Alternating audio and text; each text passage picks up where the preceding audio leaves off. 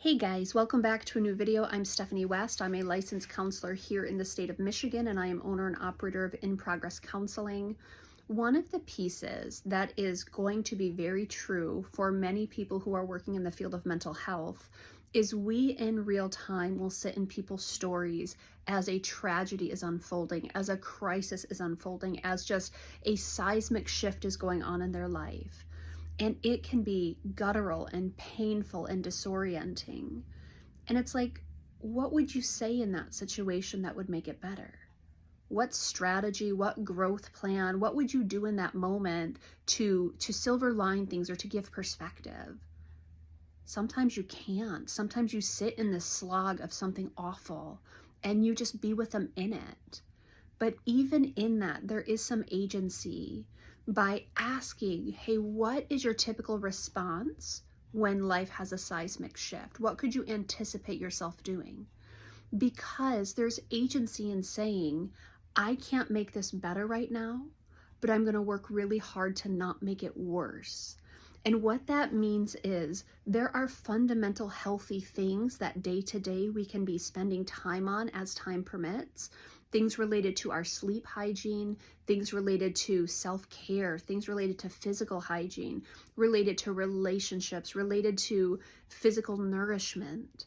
Those basics still matter. And if my sleep dysregulates and my eating dysregulates and I, stop moving my body so there's not anxiety reduction going on, there are things I can cease doing that can disrupt and dysregulate things further, which will in essence make it harder for me to navigate this space. And so we camp out for a little while saying, this is hard and this is heavy. How do we make it not worse? That is a really important piece to develop, even in your own story. What are the strategies, the self-soothing, the numbing that show up? And how can you disallow them from taking over when high distress happens? That's kind of a wellness plan that we might not put a lot of proactive thought into.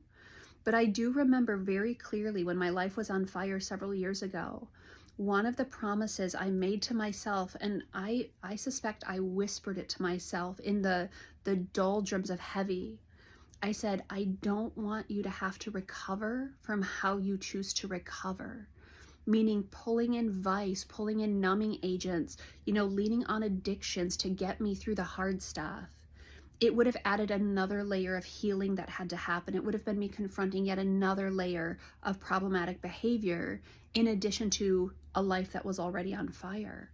And so we can work with that. How do I not make things worse right now? Meaning my initial reaction is to retreat and to duck and cover. Is it possible that I need to reach out and stay connected to the people who are most close to me? My natural reaction might be to numb in this way. Is it possible that that might actually make things worse? Short-term relief, long-term consequences. I remember in that season having any type of alcohol, I would be so sad and so just belabored and exhausted, and it would work against me in such manifold ways that for a while I had to say, hey, that's a thing I'm not going to engage in.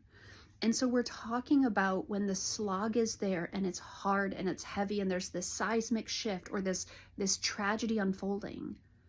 I don't know that we can make it better, but can we do things to not make it worse? That is the encouragement here today. For some people, it's actually inviting in, some medical support saying, hey, my sleep is dysregulated and I need help here. For some, it's having extra accountability saying, hey, I'm likely to not show up in my normal rhythms over the next couple weeks. Can you check in on me? There are pieces that we can pull in when we don't want to dysregulate and disrupt ourselves more extremely than what the situation's already inviting us into. And so I don't know that I spoke that as clearly as I would have liked to, but I've also tried to record this about 4 times now. So what we're inviting in here is, if I can't make something better, how can I work towards not making it worse? Worse on myself, worse for those around me. What can I do? What are those vital things that I show up in day to day, even when I don't want to, even when life is hard? Because even if I can't make it better, I can still work hard at not making it harder on myself.